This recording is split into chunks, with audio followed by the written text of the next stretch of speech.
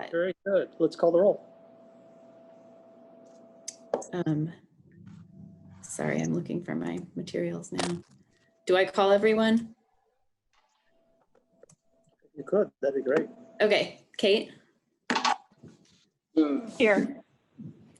Jeff McKim? Here. And Malcolm Webb? Here. Jane Cooper Smith, staff? Alex? Alex Crowley, staff. Kaisa? Kaisa Goodman, staff. And Marnina Patrick, staff, is also with us running tech. Jane, are we recording this for the purposes of the minutes? Sorry, Marnina will take, okay, there we go. Yes, we are. Okay.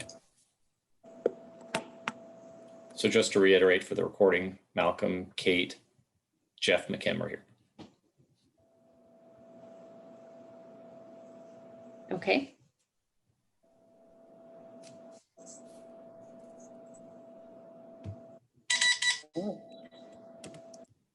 Very good. We have a quorum. We have the minutes from the December 18th. Let's see. Wait, no, I'm looking at the wrong packet. Sorry. That's okay. Do you want me to resend it?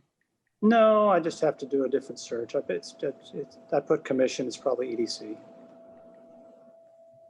Yeah, here we go. There it is. Sorry. That's okay.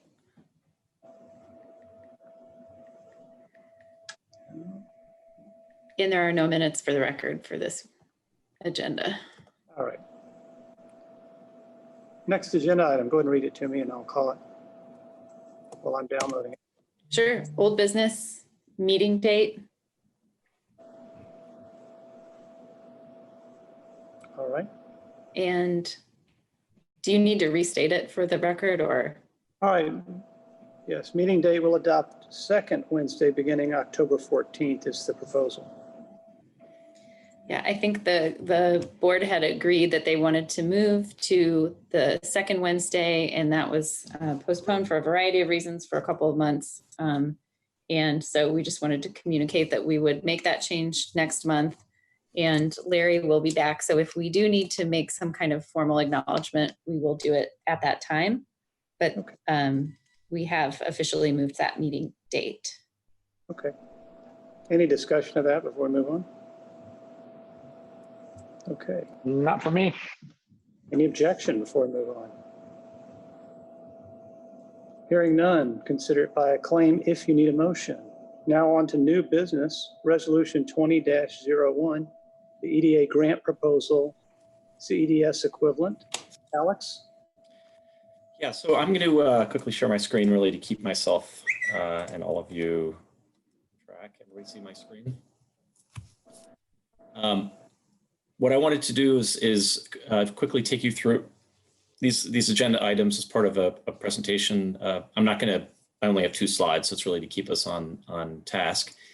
What you will have received in your packet is a comprehensive economic development strategy equivalent document, or CEDS equivalent document. That was sent out alongside a resolution, and I'll quickly explain what is a CEDS equivalent document, why is the EDC approving it, how does it normally work, because this is not one of those normal situations, what went into this document and the process, the people that were involved in it, and then what the next steps are. So let me start with what a CEDS equivalent document is. And I just want to make sure everybody did in fact receive a copy of the document and the resolution. Hopefully you had a chance to go through it. So what a CEDS equivalent document is, this is a document that is typically overseen by the Economic Development Administration. What you'll see up here is some language that comes from their sites. So essentially, a CEDS should serve as a means to engage community leaders, leverage the involvement of the private sector, and establish a strategic blueprint for regional economic collaboration. So that's high level what a CEDS equivalent is. And usually a SEDS is something that is funded by and overseen, the process overseen by the Economic Development Administration. But they also can accept for certain purposes a SEDS equivalent. So it's not a formal SEDS in the way that they have a framework for. But it does have to have certain elements, which is what has been provided in the SEDS equivalent that you have in front of you, because it has to align with what a typical SEDS might look like. So basically at a high level, the plan has to be current. It has to be prepared, and its contents address the regulations of the EDA. And at a high level, the next bullet is, the EDA, this section of the code says that at least it has to have a summary background analysis, a SWOT, and also an action plan and an evaluation framework. So we've tried to mimic that in this document that you have. So the format of it is very deliberate, and it was done to align with these requirements.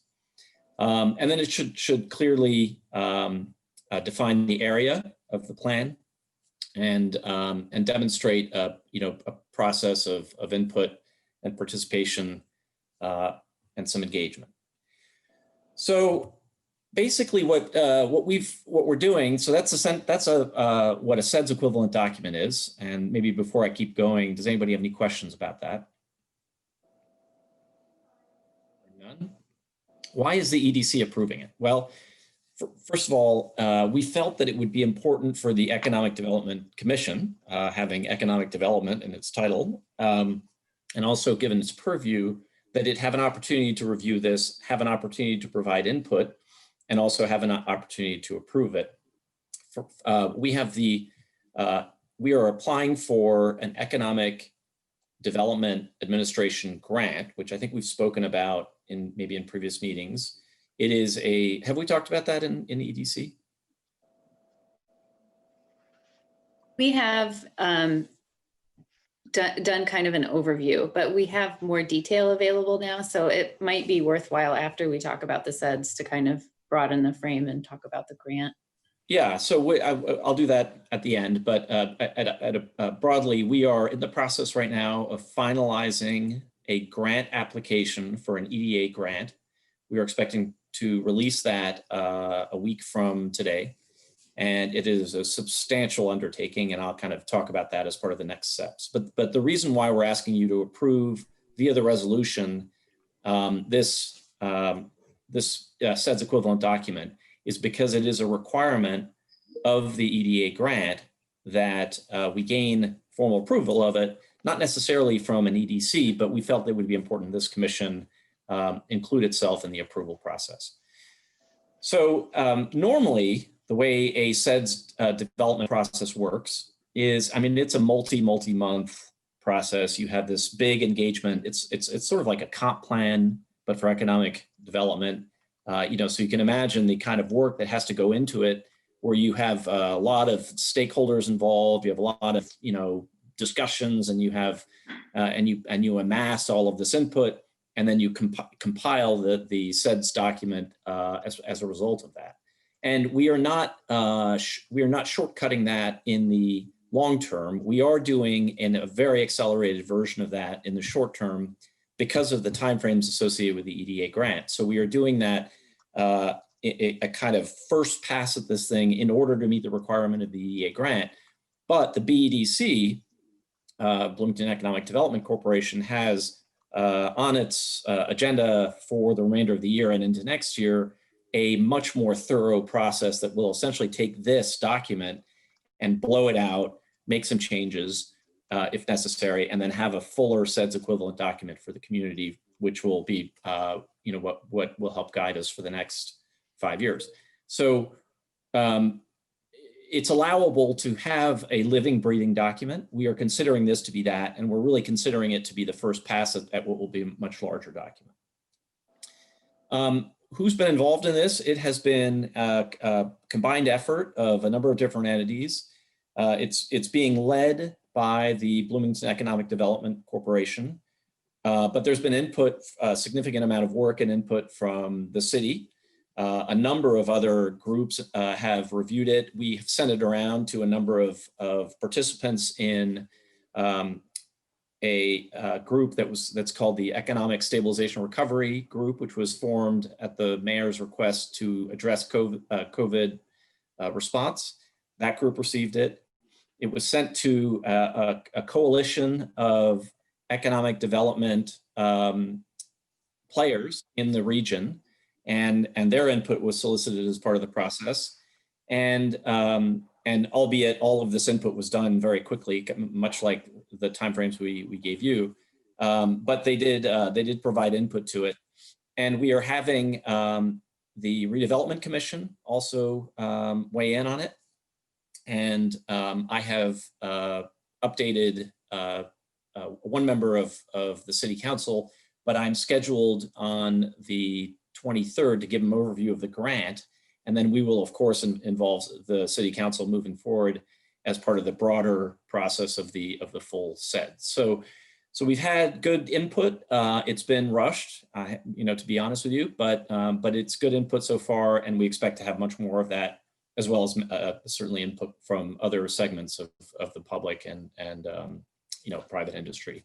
So that's where we are right now. So the next steps for today are, number one, any feedback that you might have.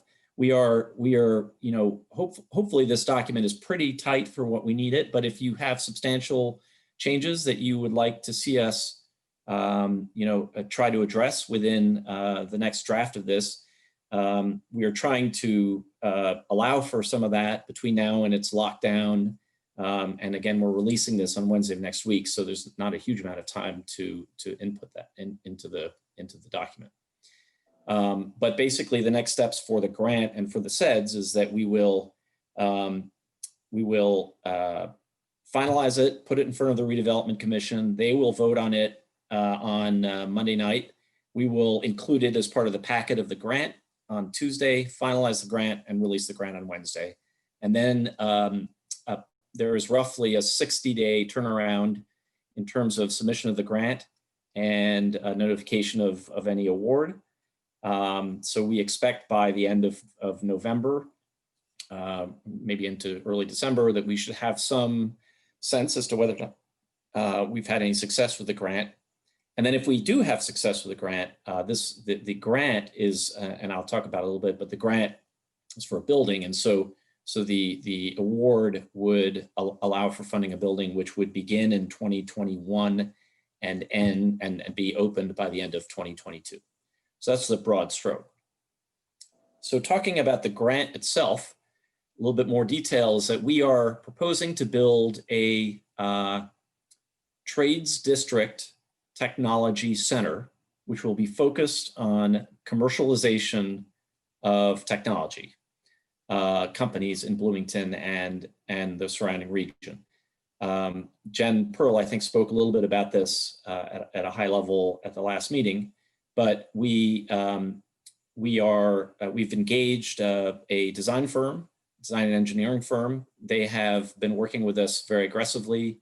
We have a really nice design. We are doing some cost models for the building as we speak. And really the key here is, if it's roughly a $10 million building, it's an 80% match by the Economic Development Administration. So 80% of the cost would be covered by the EDA, requiring a 20% match locally. So when you think about it, for a couple of $1 million investment, which is not chump change, but it's for about $2 million, 2.5 million if you include some programming costs, we end up with a $10 million building, but more importantly, with a formalized mechanism to really accelerate the commercialization of companies here in Bloomington. And in the tech sector, particularly interesting, given that the tech sector has this potential for significant job and employment growth, with successful companies. So I'll pause. That's really the summary of what I wanted to talk about, and I guess I'll just open it up, see if there are any questions about what I said, and then also about the SEDS equivalent document itself.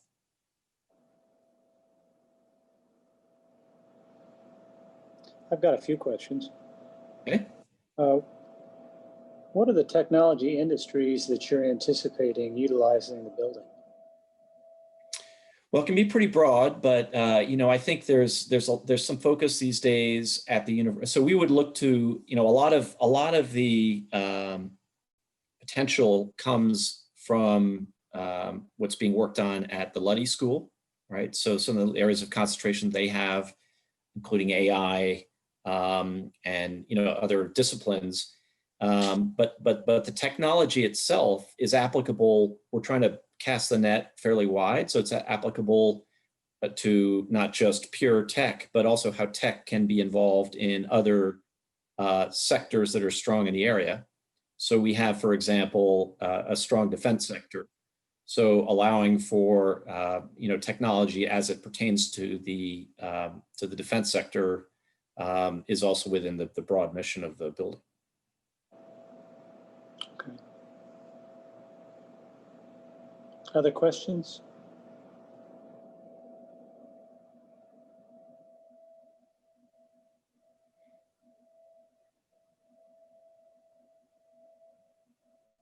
I wondered if Jeff, since you had participated in other discussions and spent some time reading it and offered feedback already, are you interested in saying anything about it? So I guess, my overall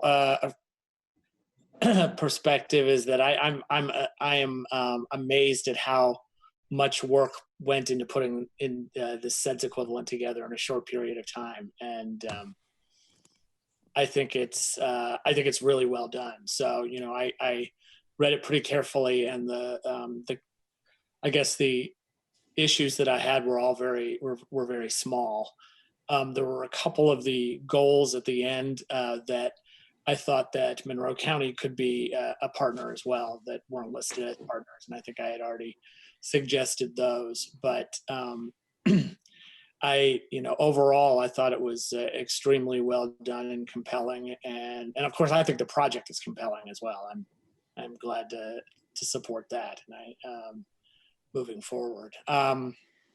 We did incorporate those additions of Monroe County for what it's worth. That's great. Thank you. Yeah.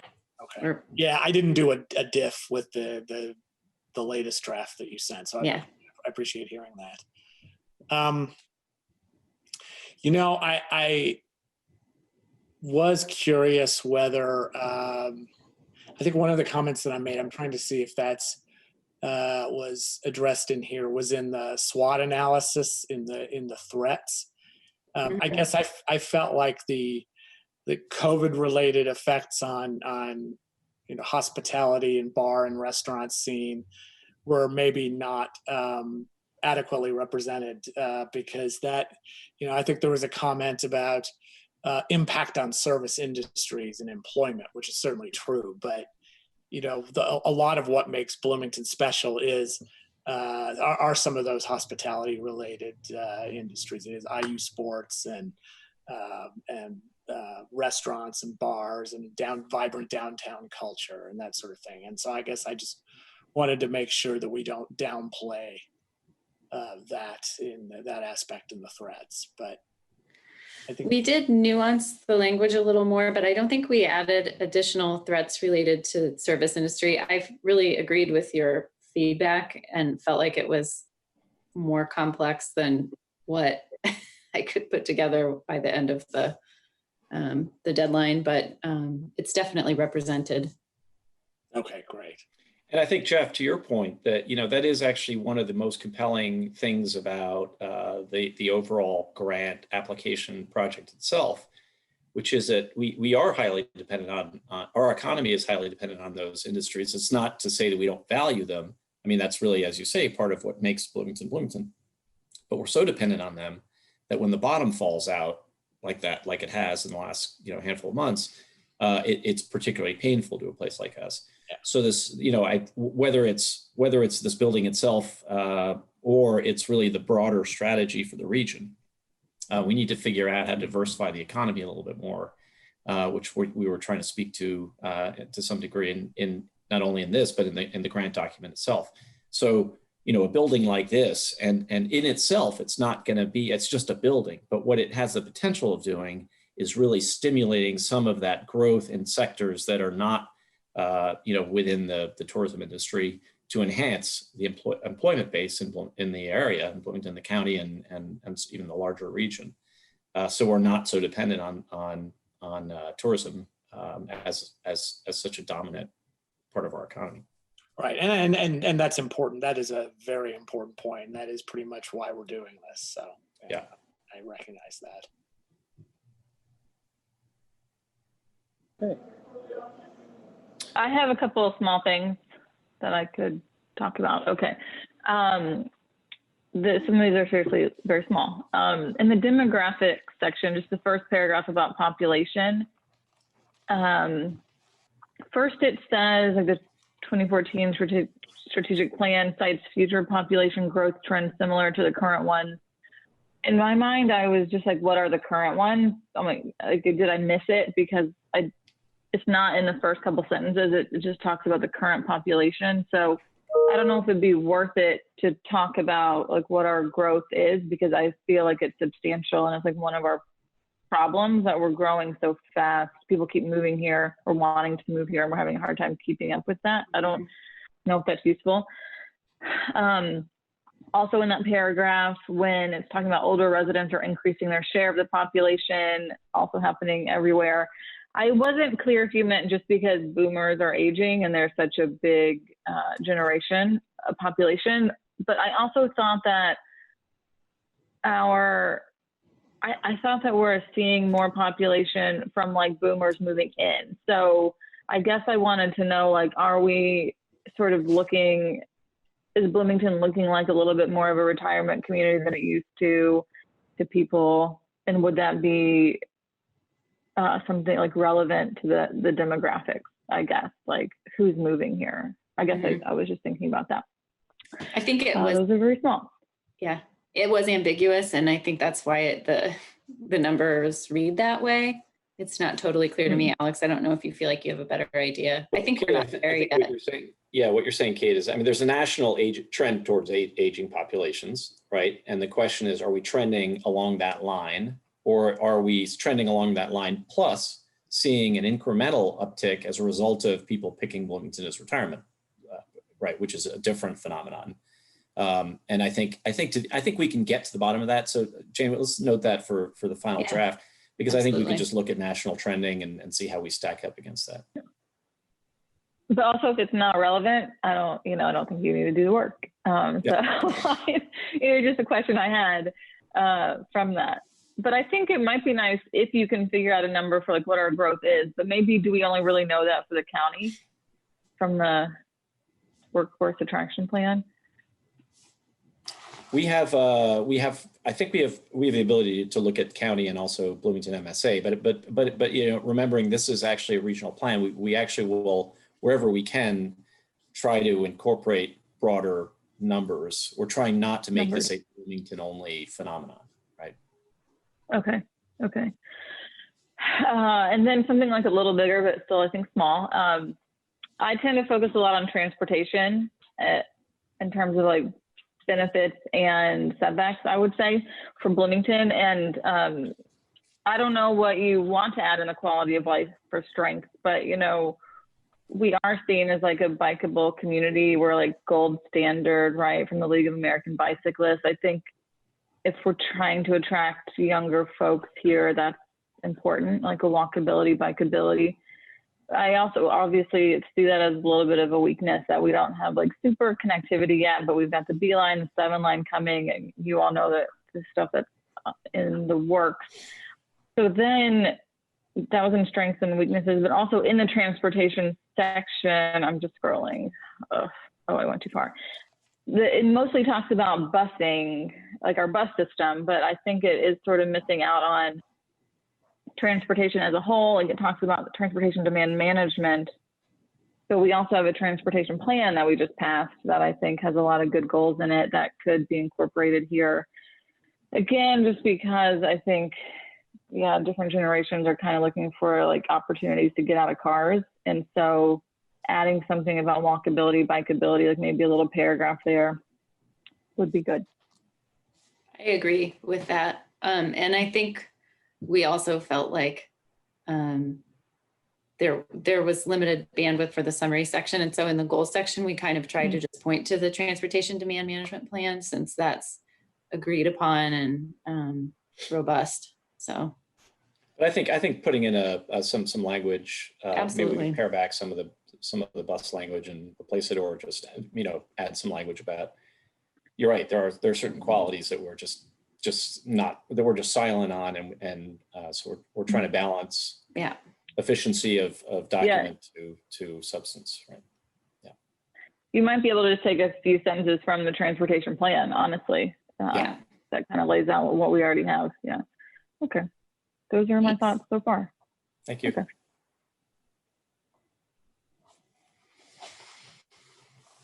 So again, I'll reiterate, we didn't give you a lot of time to review it. Our apologies. It's hot off the drafting presses, and it's going to go into final publication, interim publication here. So, but looking ahead, we would like the EDC to be very involved in the fuller process and iteration as we get past just this grant, and really engage in that SEDS process in earnest. So, these kinds of comments are not only useful for this interim document, but they'll particularly be useful as we think about the future.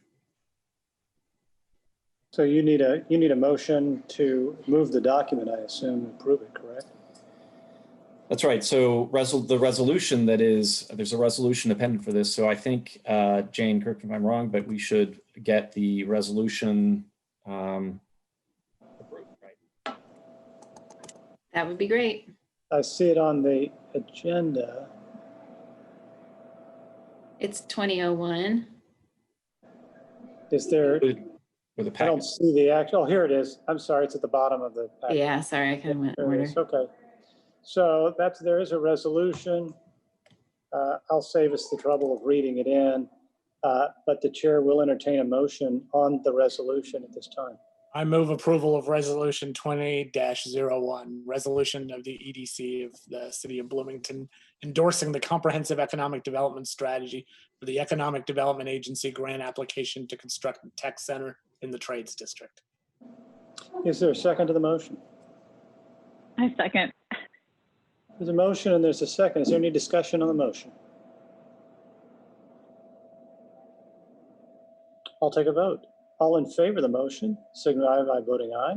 We need point of order. We need a Roll call. That's right. You have to have a roll call because we're online.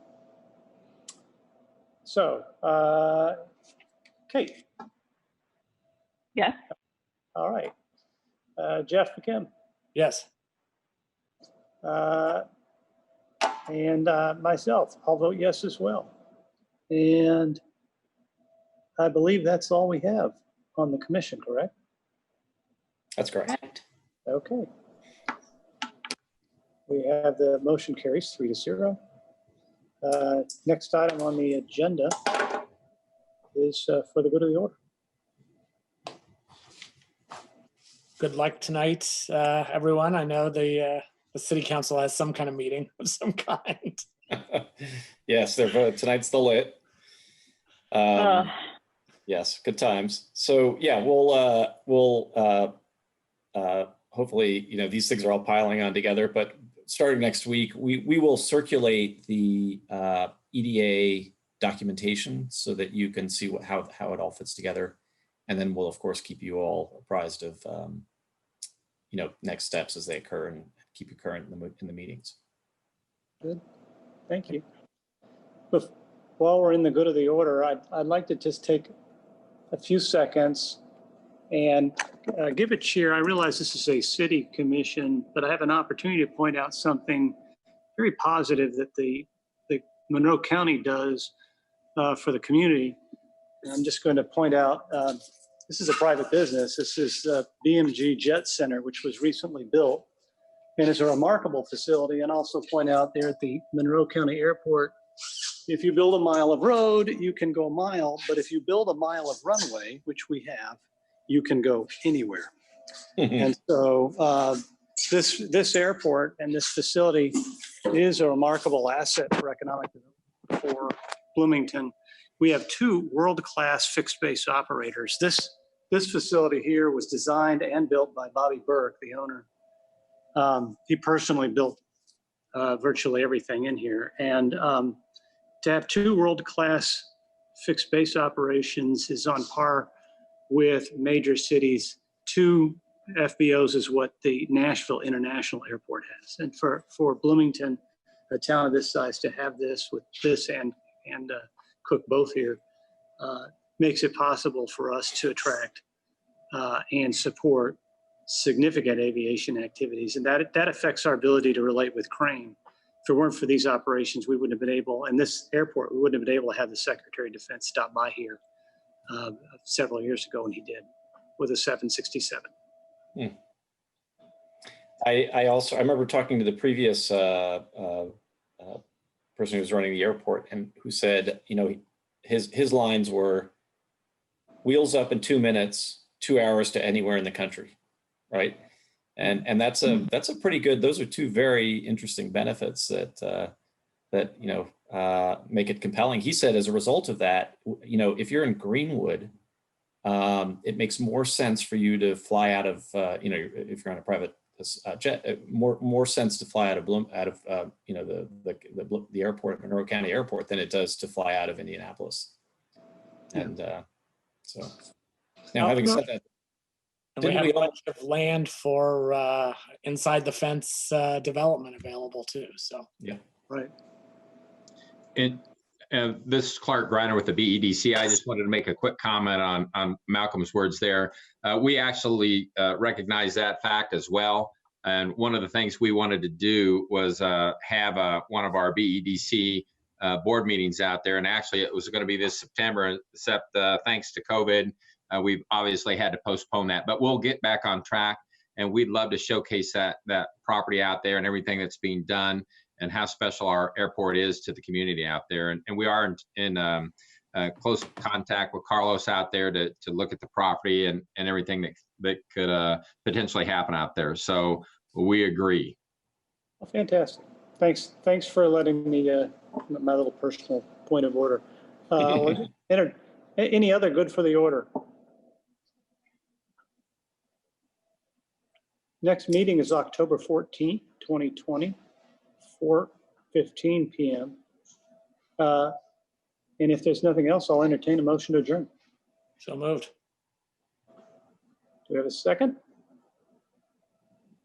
Second. Very good.